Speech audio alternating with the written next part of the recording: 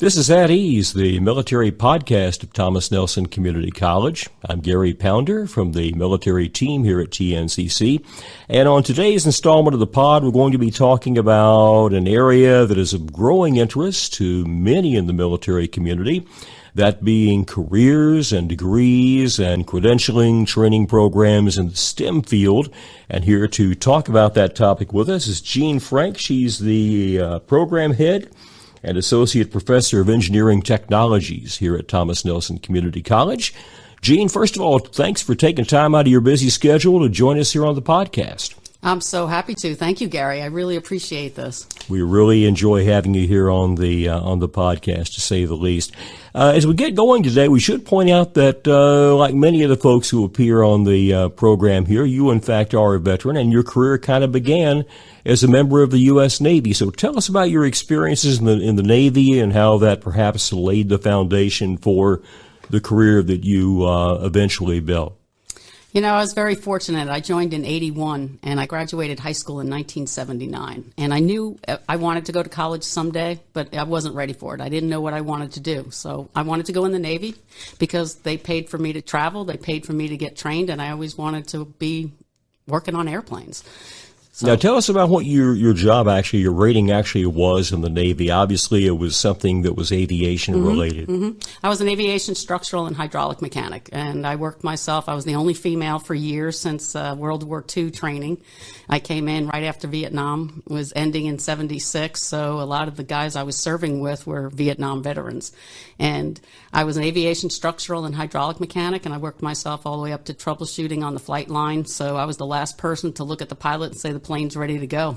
I loved it. Well, now, you mentioned the time that you came in, and that was roughly the time I came in the Air Force. Now, you, as a woman in the Navy during the early 80s, that certainly made you something of a pioneer in the rating that you were in, because I'm guessing at that time there were not a lot of women working in the aviation-related ratings in the U.S. Navy. That's true. I was the only one in my A school, which was the beginning training for my rating. There was no females in there. There were other females in there that served as yeomans and the medical fields and other aviation areas as far as the avionics, but nobody was in there for structures and hydraulics and everything else. But so I didn't think of it then as being a pioneer. Looking back now, I look at it and go, wow, you know, but I have I just love what Thomas Nelson is, and I love what the Navy did for me. And I think that veterans need to know when you get out, there is a world of education available for you where you don't have to start out at ground zero. Absolutely. And that's what I was very fortunate. Someone told me about this school that when I got out of the Navy, because we didn't have the GI Bill when I was in. We had something called VEEP. Oh, I remember VEEP yeah. well, yes. And I was a VEEP recipient, too. So you know, yes. The only thing you could do with that is maybe buy a car.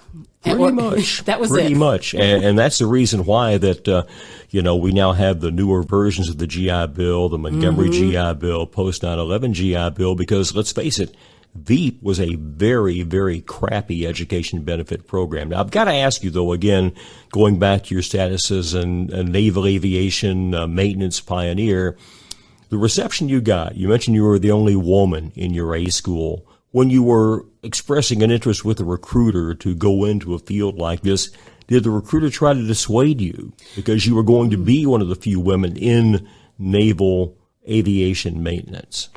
No, he didn't, actually. And looking back now, there were hints.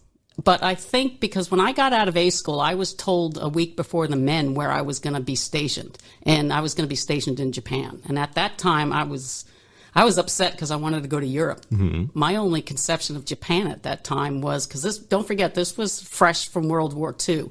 And the only conception I had of Japan that time was those Godzilla movies. I did not want to go to Japan. So I asked my CO, I said, why am I going to Japan? And why am I finding out, first off, getting this orders before anybody else is? And they said, well, we need a female over there in aviation, and you're the only one. So you're going to be the trailblazer for the Navy in Japan. I didn't think about it at that time, and for a long time, I was the only female in the squadron in my area. I've got to ask you, when you made it to Japan, to your permanent duty station over there, what kind of reception did you get from the men who were in the unit? Did you encounter any sexism being the first woman serving in that unit? Yes, and I think the biggest part of it, there was no sexual assault or anything like that. No, they were very respectful of that, for me, in my personal opinion. I've heard of other, I don't want to go into that. I'm just going to talk what happened to me. But what I didn't like was, because I was aviation, I was not allowed to be on the Midway. The USS Midway was the aircraft carrier out of Yokohama. Mm-hmm. I could not serve on that. So I took up a billet for a land-based over at Atsugi, and I took up someone on the ship. They couldn't come and serve on the land because I had that billet. Yeah, of course, we should point out that things have changed since that time. Women now can deploy, can go to sea as part of the ship's complement, as part of the carrier air wing. So women now in the same rating that you held, back in the 80s, now they would not face that restriction. If the squadron deploys and goes to sea on the carrier, deploys on the carrier, they're going to be right there along with their male counterparts. Now, you were talking a moment ago about what the Navy did for you. And, looking back, what are some of the things you think that the Navy did that really kind of helped put you on the track that you wound up on? And maybe, as it did for many of us, that military service, how did it kind of, steer you in the right direction? That's an excellent question. That is a really good question, because when you're in the service, I think you're in there. And I know for me, I took advantage of the partying. I took advantage of going out and seeing the other cultures, and I took advantage of the training that was free. And I really took that for granted. But when I got out, I realized that the Navy, one, gave me discipline, which I didn't realize that I had, because I came from a very strict Roman Catholic household where I was already being beaten to death by the nuns and my parents on what to do, when to do it, and how to do it.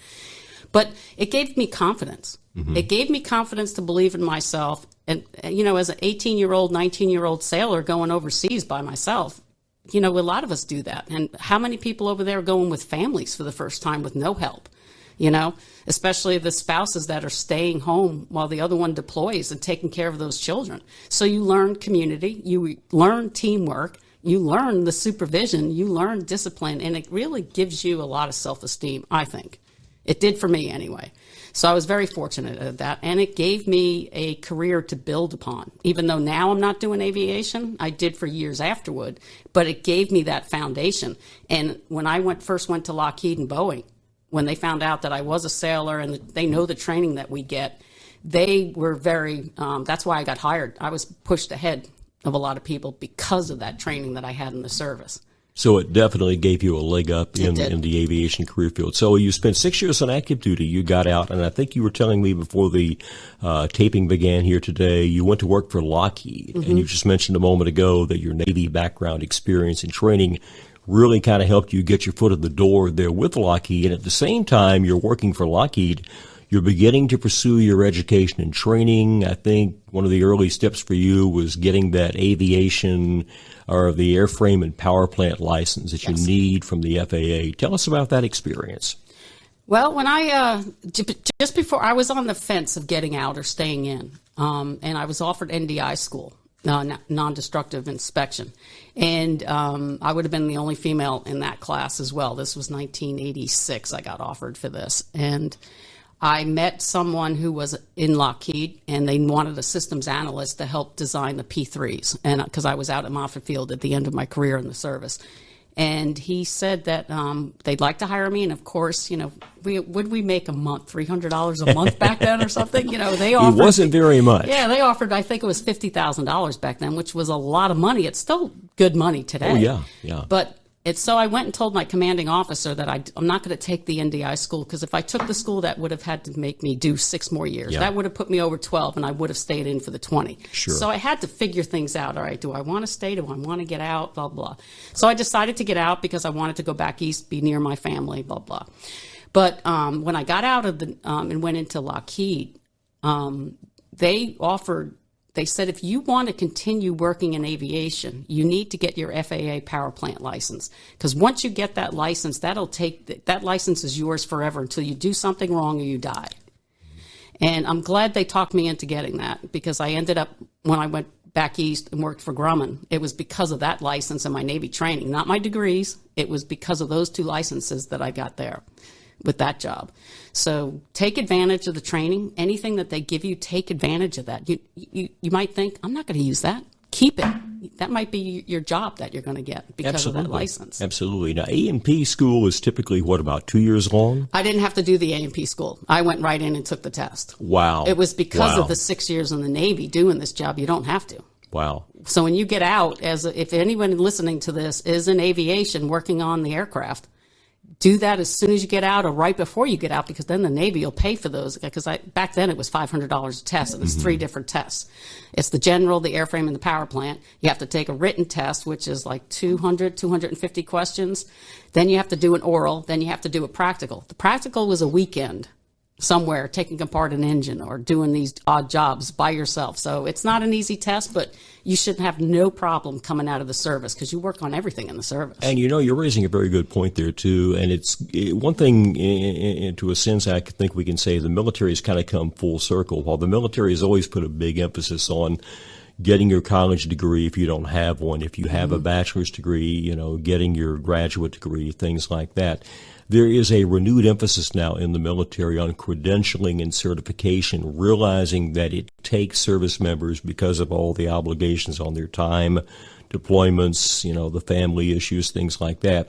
It can take the average service member up to 8 years to earn their associate's degree. And that means that the vast majority of young folks coming in who will spend 4 years on active duty, maybe 6, will not be able to finish that degree while they're in uniform. However, by drawing, as you did, upon their military training, experience, and education, they can get a credential, they can get a certification that can help them lead to a really good civilian job, and do that in a relatively short period of time. And now through programs like COOL, which is the Credentialing Opportunities Online, what the military has done, they have literally gone through for every MOS rating AFSC in the military and identified credentials that are recognized in the civilian world that relate to those military jobs.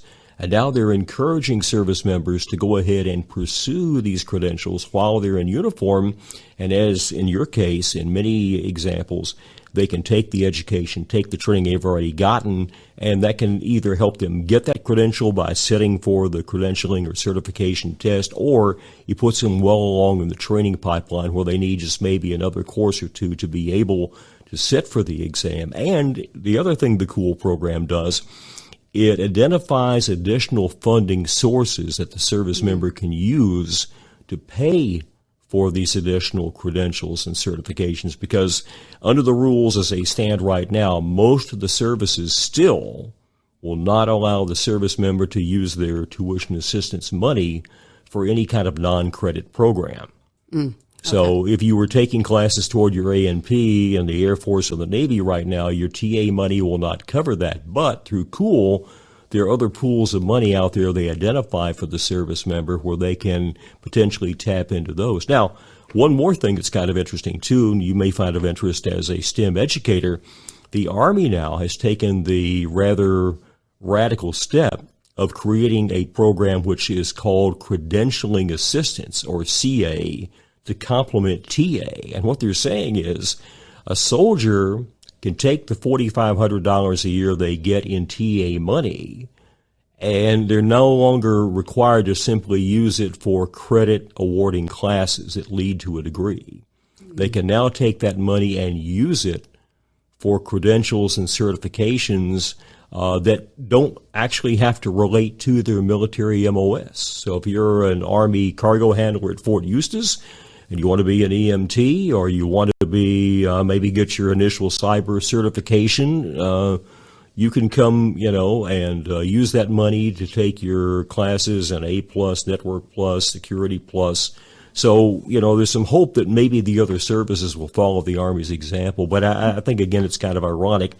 The pathway that you took, several years ago, the military now has finally, realized how important these credentials really are.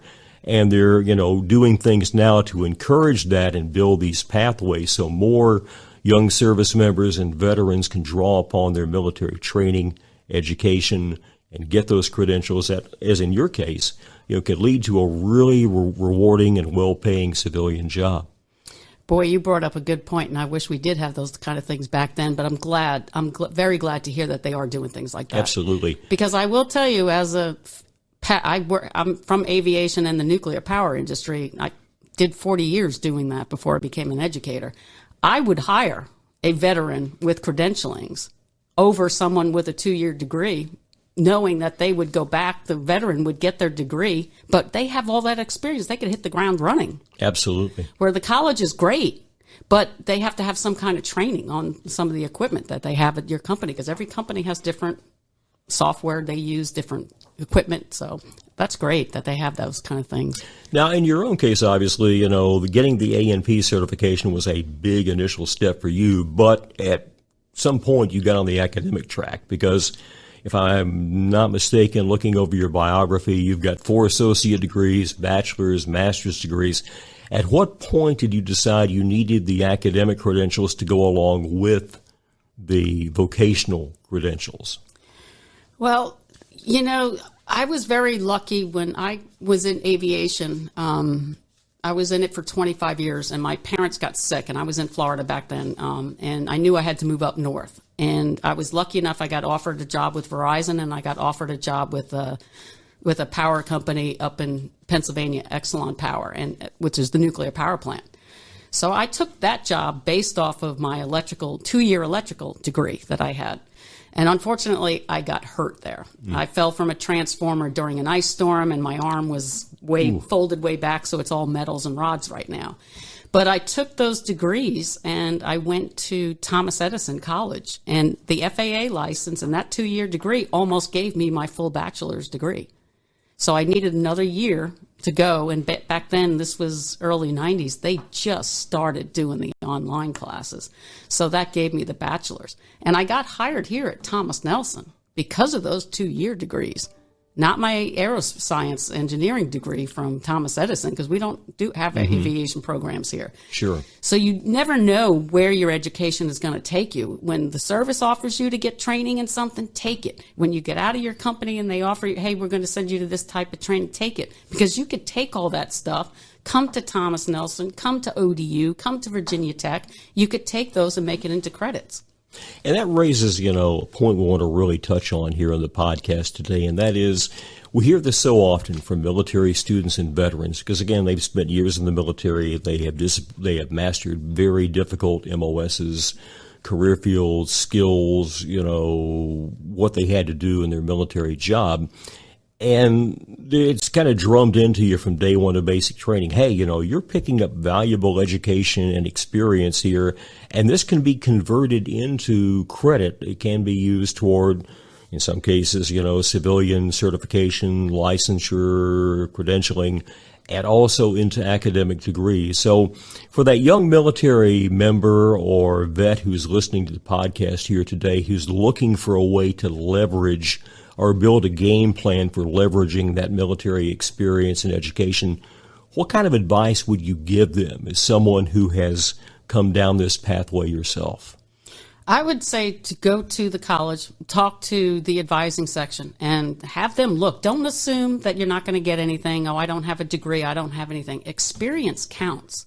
And what's nice is a lot of the colleges, especially for the AAS degrees, we give credits for some of those classes. And this, the new AAS for technical supervision does exactly that. You can get up to 23 credits based off of your experience towards this 2-year degree. It's all online. And then you only have to go to school for another year and get a 2-year degree, which is nice, as it's pathway articulated right to ODU. Sure. And let's talk about that program right now, because, when you look at schools these days, both 2- and 4-year, it seems like everybody is offering a degree in technical management, technical supervision, which again is typically billed as being, transfer friendly. We can do a lot to leverage your existing education, training, credit, stuff like that. How do you think the degree that we have, the program we have here at Thomas Nelson, what differentiates that from the other tech management, tech supervision degrees that are out there? Well, the one thing I have to say is when you come into the technical supervision program, you have to take the IND 198, which is a portfolio class. And in that class, you're writing based on your experience. And that tells you how many credits you can get to. And what's nice about that is a lot of the other colleges don't have that. This degree was originally written for Dominion Energy, Virginia Natural Gas, and Liebherr, other companies. They wanted their people that have technical experience. This is not a business management degree. This is not a supervisor degree. This is people with experience. And they're going to take this experience and put it to a supervisor position because they realize that a lot of their employees didn't have that supervisory experience. So what's nice about this degree is, yeah, you're getting experience for your technical, but you're also going to learn what it is to be a supervisor. And I'm talking about the soft skill part of it. You're not just learning about the management and all the nice little quality things that you need to know, but there's also the soft skills, the communication that you need, the teamwork that you need. Everybody says that it's easy to be a manager. It's not. 9 times out of 10, you're dealing with the leadership and you're dealing with people and conflicts and things of that nature. So that's what this degree is geared towards. We want, the reason it's called technical supervision is because you're getting the credits based on your technical aspects. But the rest of the degree is we're going to teach you how to be a supervisor. Let's talk about the element you were touching on a moment ago, that being the portfolio building portion. I think that's the IND 198 course. Yeah.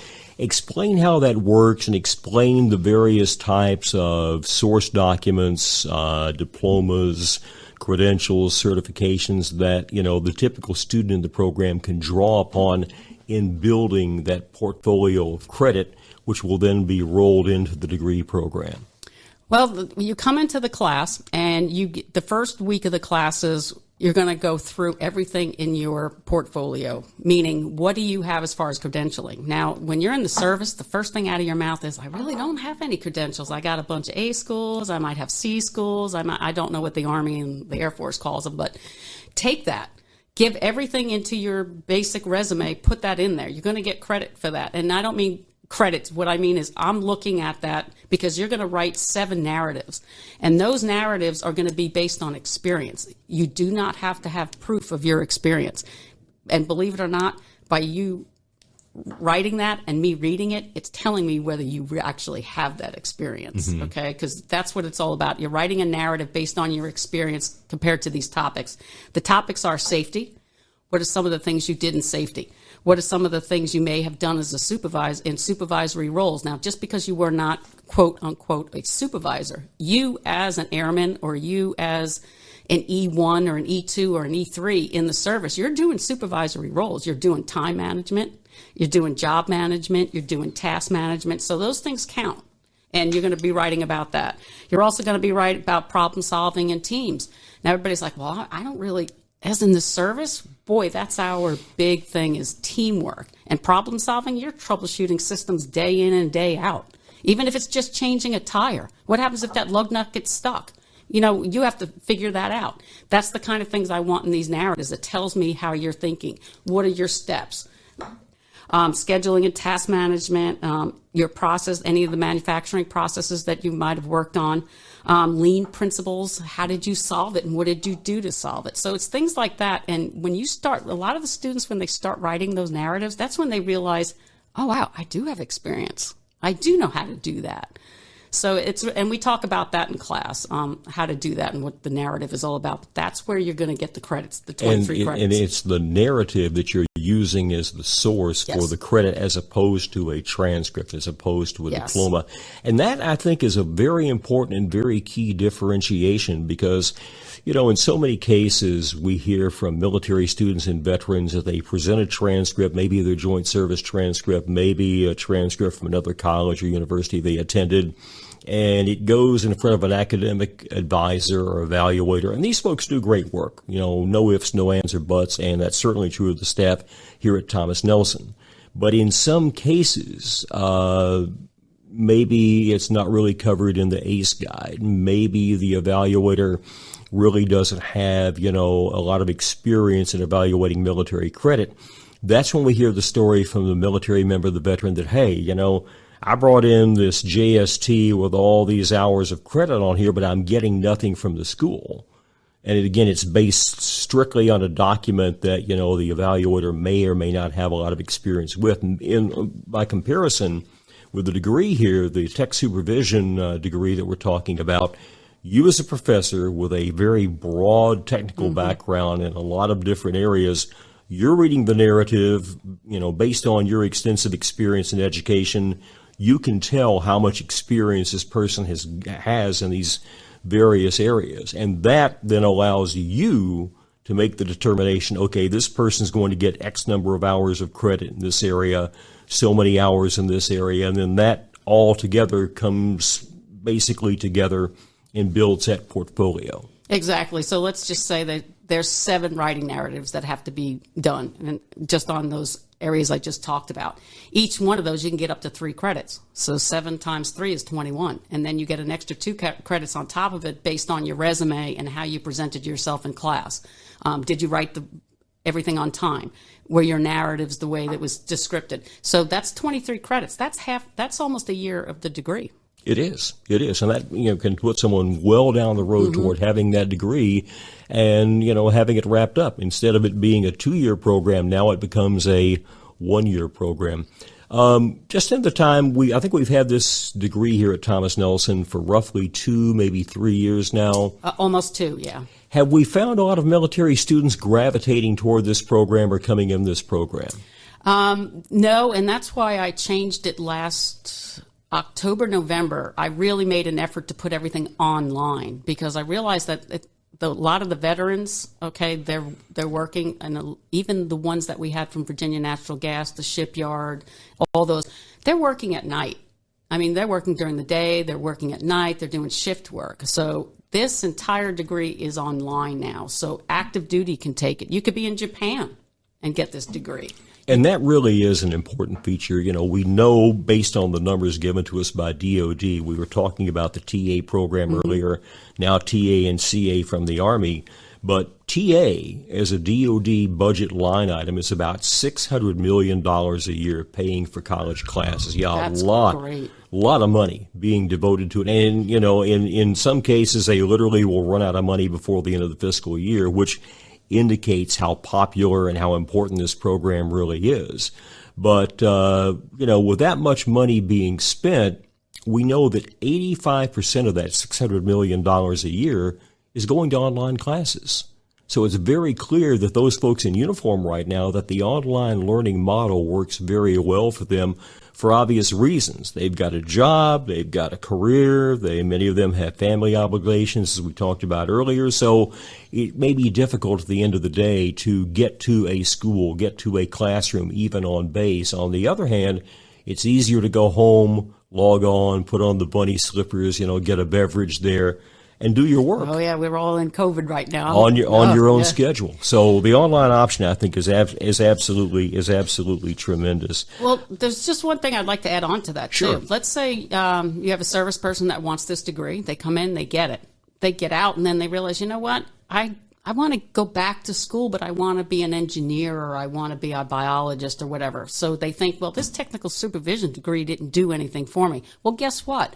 All those gen ed classes that you took and the 21 credits that was given to you is electives. So you can take almost those 2 years and put it towards a bachelor's degree. And then when you get to that bachelor's program, all you have to do is take those core classes. Absolutely. And I think we should point out, too, if I'm not mistaken, the technical supervision degree that we have here at Thomas Nelson fully articulates into a corresponding bachelor's program. Yes, at ODU. At ODU. Mm-hmm. And that's also online. The bachelor's degree is online as well.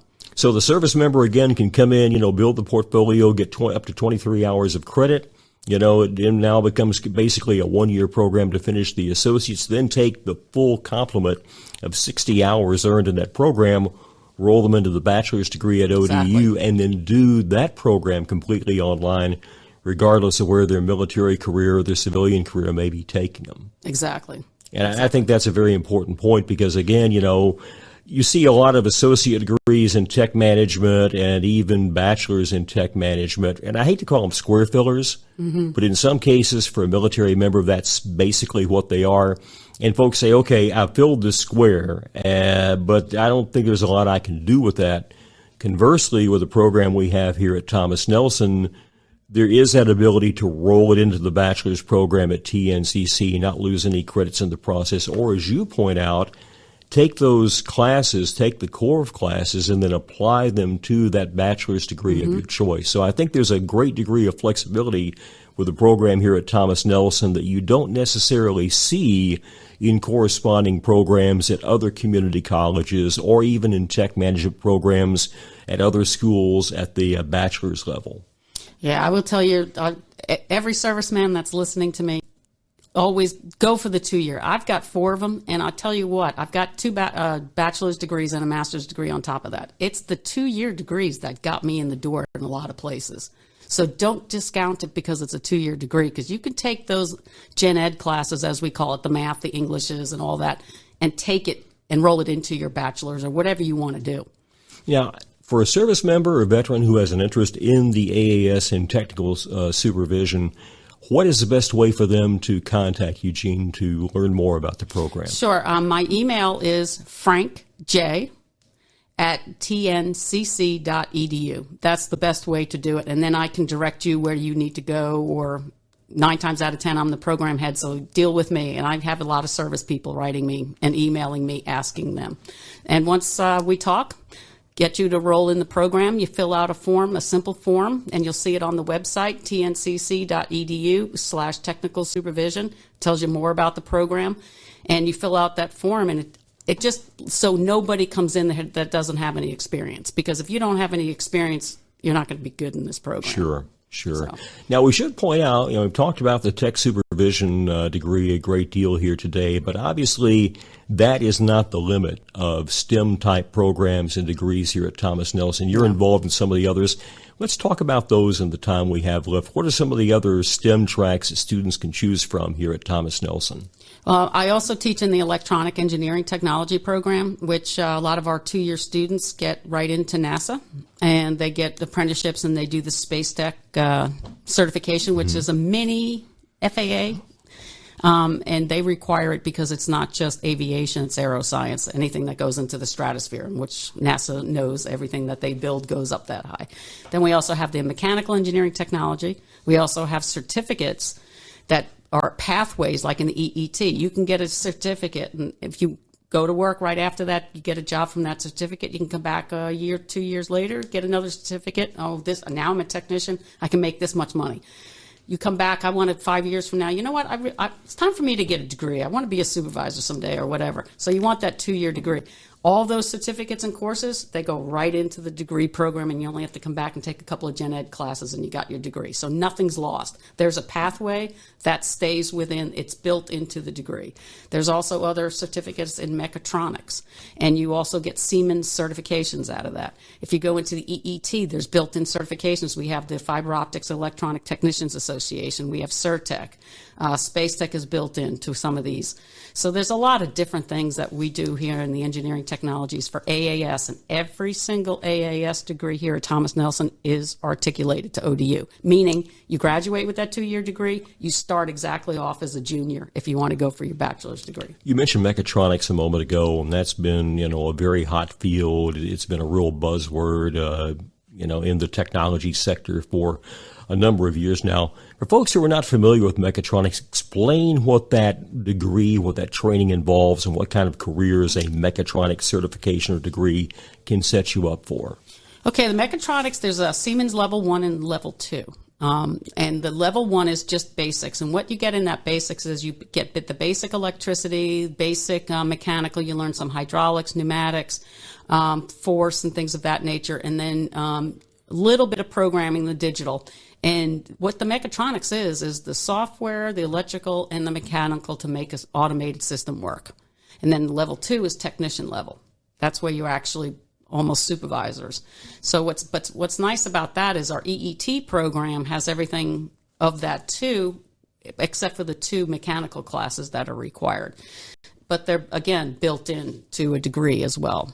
And what kind of demand is there for somebody with a mechatronics certification? And for that matter, what kind of demand is there for folks on the various STEM tracks we were talking about a moment ago? I've got to think demand in this day and age has got to be very high. It is very high. And one thing I do love about being here on the peninsula, it's such a small area, but man, we got NASA, we got J Labs, we got the shipyard, we've got 3 German companies here that are in automated systems. We have so many employers. We cannot graduate enough students to get them hired. They have to go outside of the peninsula to find people.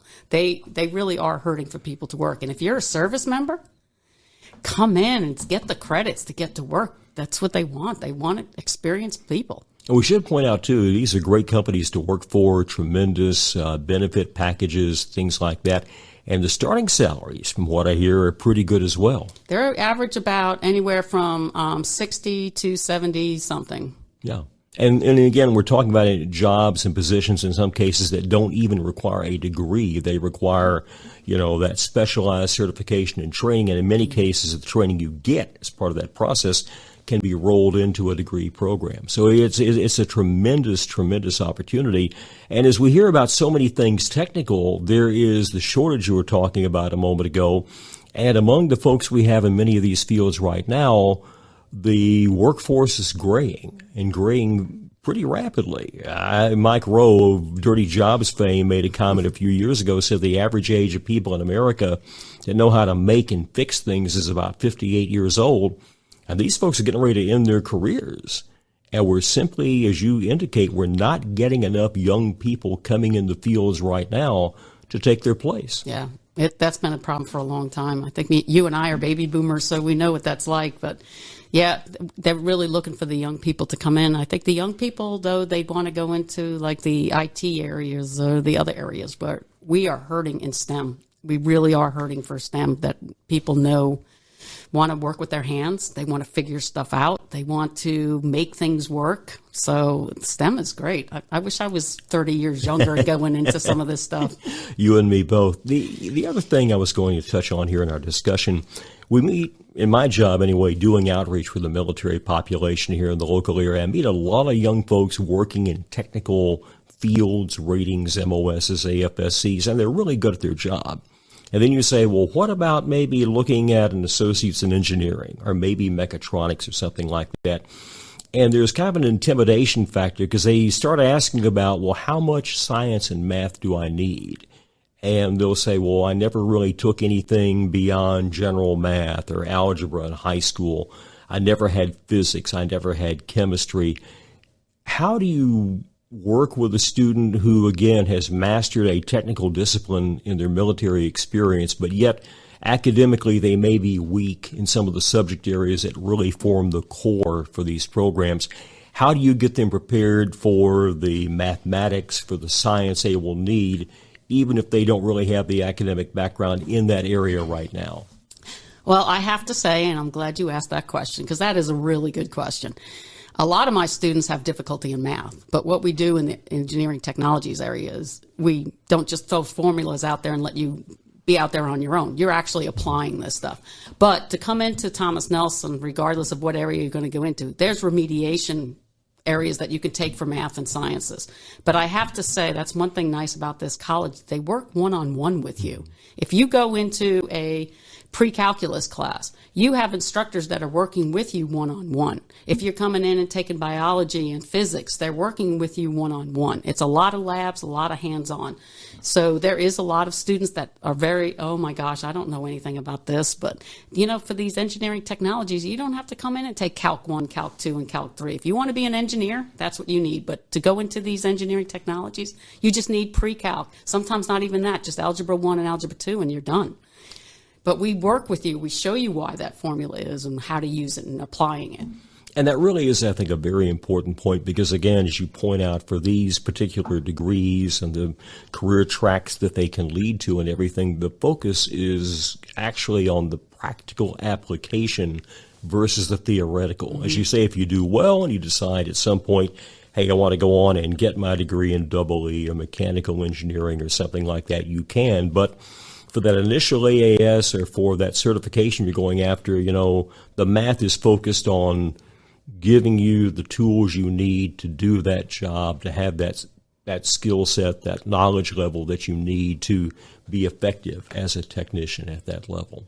Yeah, and I think you know this as well. Industry just doesn't have the engineers sitting in the office somewhere. Engineers are basically design. Yeah. They design. Then they give it to the technician, which is the STEM areas, which is the engineering technologies. And they say make it work. But they don't leave you off on your own. Everything's in teams nowadays. Engineers are working with the technicians. The technicians help. Hey, you know what? That's a really good design. It looks great on paper, but it's not going to work. We don't have, the technology to do that yet. We don't have the material to make that happen. So technicians are so important. It used to be back in the day, the engineers, that's all you needed. Not anymore. Well, that's one reason why airplanes are easier to fix now than they were 30 or 40 years ago, because back in the day, the engineers designed the aircraft with no thought about the maintainers out there on the flight line or on the carrier who actually had to go in there and fix it. So That's why they used to say the hammer was my best friend. Exactly. The aircraft adjustment tool, as they used to call it. I had friends in the Air Force, who said on some of the aircraft, literally, they would have to reach up into a dark bay in the bottom of the aircraft and by the feel method try to find that component that they're looking for, because somebody with an aeronautical engineering degree thought, well, we'll just stick it up here, and let the maintenance guys worry about it when that comes around. Now, as you said, everybody's working as a team, and there is thought being given to, let's make this piece of technology, let's make this equipment, let's make this aircraft easier to repair, because if it's easier to fix, it gets back in operation and it's able to meet the mission,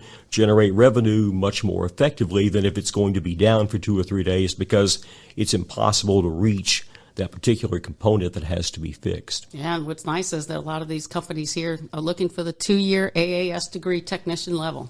Absolutely. They want to go right to work. You have the experience, now you got the know-how, and the engineers there for the designing aspect of it. In the time we've got left, let's talk about, where STEM education is right now, and more importantly, where you see it going in the next 3, 5, 10 years.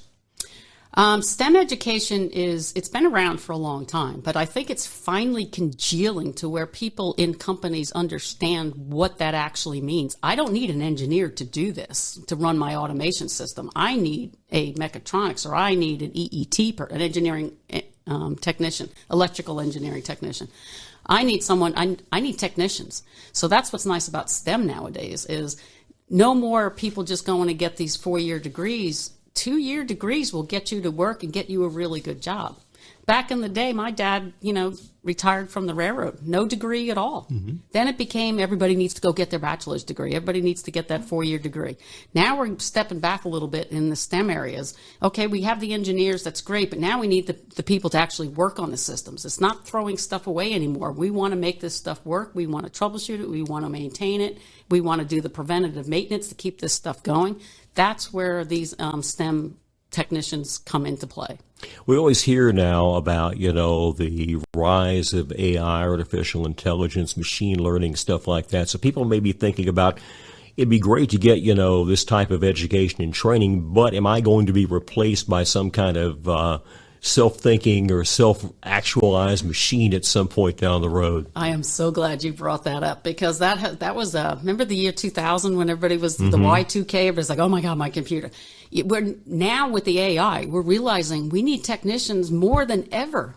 And now we're getting more jobs because of that AI, because now we need to know how how we're going to manipulate the software. How are we going to manipulate the network? How are we going to make those systems work with the materials and the components that we have? We're making more jobs. We're not getting rid of jobs. The jobs are changing. We're not getting rid of them. People have to be trained now. It's not no longer you can just graduate with a GED or high school diploma and go to work. You have to have some type of education to work on these systems now. And I'm guessing as AI just mushrooms across the landscape, that the demand for people that have these kinds of skills is just going to be off the charts for the next decade and beyond. Yes, and what's nice is now everybody has to learn digital. Everybody has to learn this and analog and digital systems to make this stuff work. So it's across the plane. It's not just very specialized anymore.